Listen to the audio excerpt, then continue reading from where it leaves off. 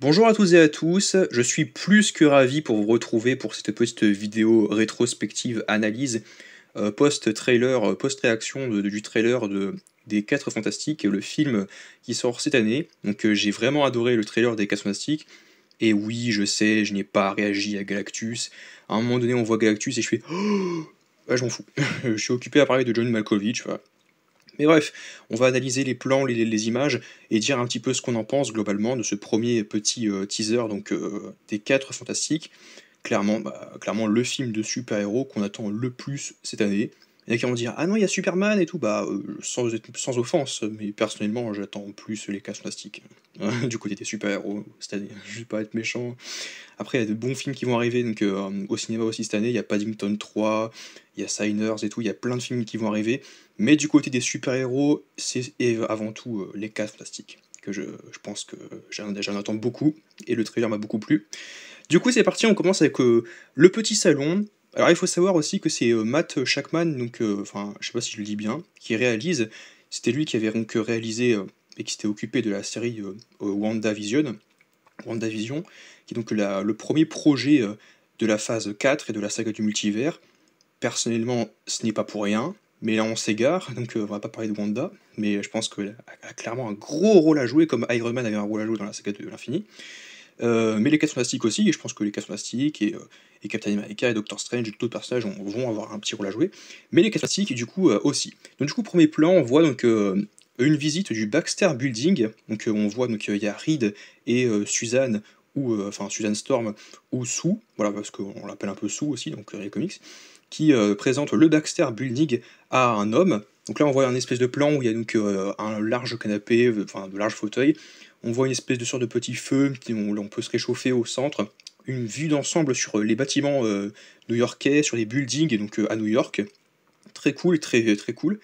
Petit détail aussi, d'un plan à un autre, vous allez voir que c'est pas exactement la même, comment dire, la même forme, parce que ça fait un peu référence également aussi à la télé de l'époque, comme on est dans les années 60, et non dans les années, on n'est pas en 2025, on est dans les années 60, on est potentiellement en 1961, 1965, on n'en sait rien.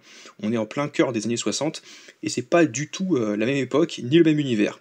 Mais bon, petit détail. Donc là, un autre petit détail, on voit Reed Richards et Susan Storm, on ne sait pas si à ce moment-là c'est sa femme ou juste son assistante ou sa collègue, on ne sait pas, mais qui présente le Baxter Building, car c'est également leur petit lieu, leur petit quartier général, où ils présentent un petit peu le salon, un petit peu leur maison, voilà, la vie à quelqu'un.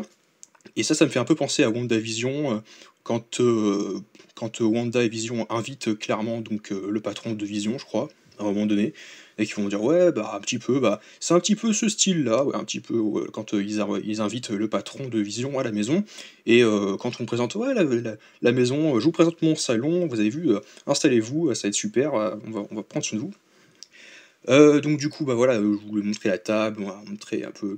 Là, on a le Baxter Building avec le 4 des 4 Fantastiques, donc très cool, avec le plan comment dire, avec un peu plus d'espace, le cadre a changé.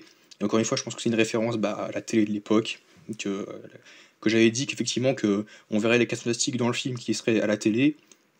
D'ailleurs, à un moment, on va en parler plus tard, mais on voit des télés et tout. On voit le petit Herbie, le petit robot qui serait également potentiellement la nourrice de Franklin, car dans le film on sait que très vite, même si on aura quelques flashbacks et qu'on aura la vision des personnages qui avant leur excursion dans l'espace, donc leur mission, auront une petite routine, mais principalement le cœur, ce sera potentiellement la vie de Reed et de Suzanne en tant que parents, et Johnny et Ben qui seront un peu mis de côté, mais qui seront quand même toujours là pour leurs amis, pour la famille, parce que c'est quand même Johnny c'est quand même le frère, et du coup le beau-frère aussi de Reed, et Ben c'est son meilleur pote, son ami, donc son frère, ils seront jamais très loin. Mais du coup, on a Herbie avec la chose, et la chose qui cuisine avec Herbie, qui dit délicieux, donc j'ai beaucoup aimé ça, parce que la chose, c'est mon personnage préféré. J'aime beaucoup le personnage de Ben, la chose, et j'ai tellement hâte de le voir en action, de le voir et tout dans le film.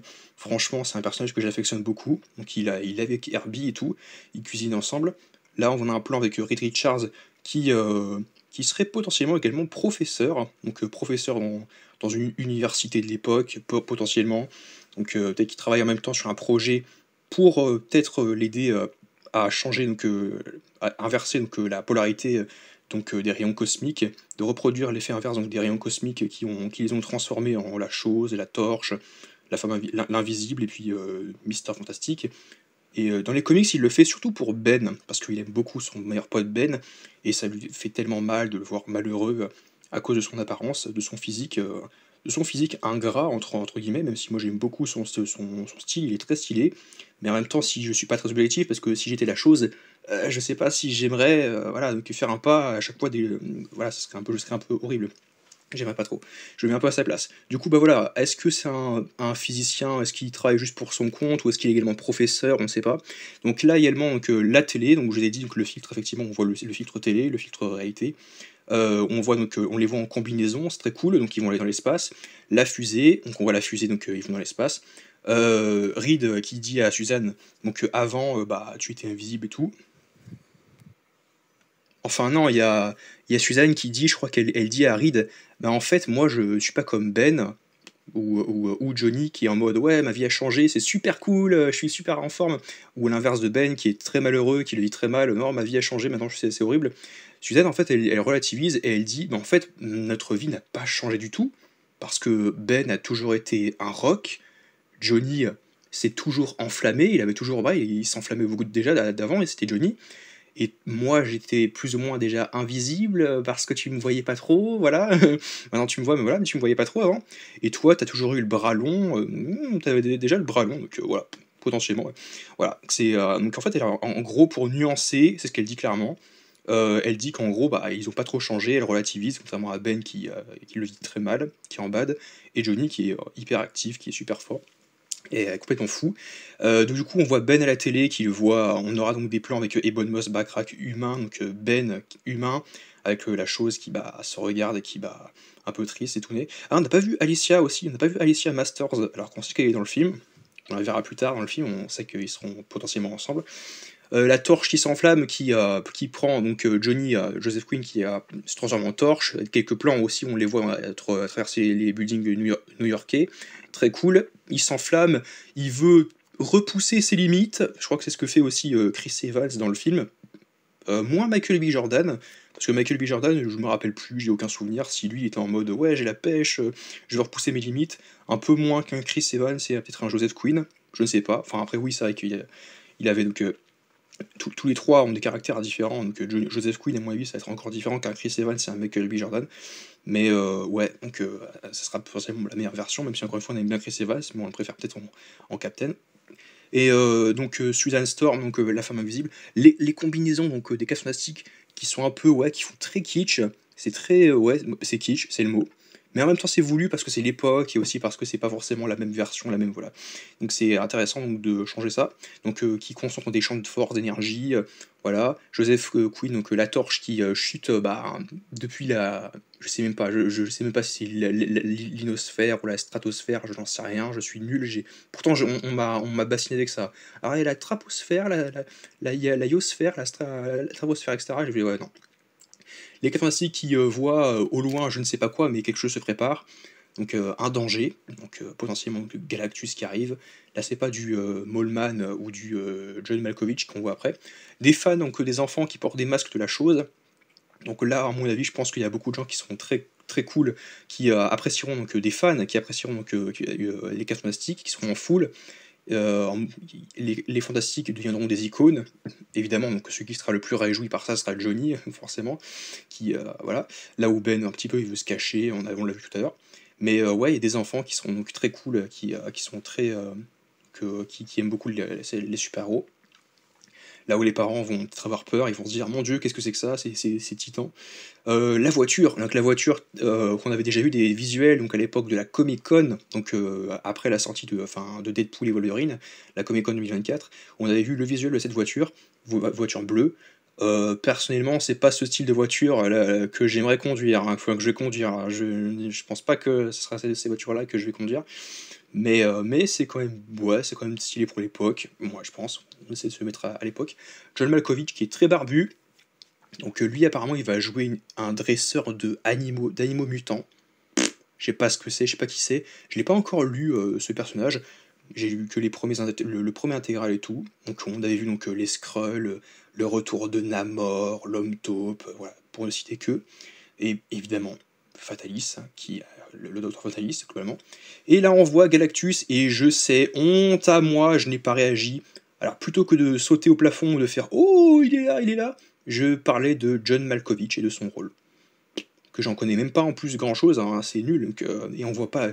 Et là, il y a l'ombre de Galactus qui recouvre le Manhattan, l'île de Manhattan, enfin non, qui recouvre New York, enfin. Et il se tourne vers la Statue de la Liberté, et là je suis en mode ah ouais, John Malkovich, est-ce qu'il ça va être un méchant Osef et tout. Mais il y a le vrai méchant, parle du vrai méchant, le méchant principal, c'est Galactus, il est là, donc c'est un céleste, c'est le méchant qui veut manger la Terre. Et je suis là, je fais ah, là où tout le monde a fait waouh, j'imagine, moi j'ai fait ah. Donc c'est honteux, c'est vraiment honteux, mais il est là. Donc en gros, bah globalement, c'était ça.